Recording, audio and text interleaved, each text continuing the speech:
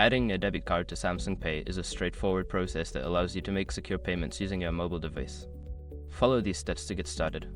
Step 1. Open Samsung Pay. Launch the Samsung Pay app on your device. If you haven't installed it yet, download it from the Google Play Store. Step 2. Sign in or create an account. If you already have a Samsung account, sign in with your credentials. If not, create a new account by following the on-screen instructions. Step 3. Access the cards section. Once you are logged in, tap on the Cards tab at the bottom of the screen. This will take you to the section where you can manage your payment cards. Step 4. Add a new card. Tap on the Add Card option. You can either scan your debit card using your device's camera or enter the card details manually. Follow the prompts to input the required information. Step 5. Verify your card. After entering your card information, you will need to verify it. This may involve receiving a verification code via SMS or email from your bank. Enter the code when prompted to complete the process. Now you are ready to use your debit card with Samsung Pay for convenient and secure transactions.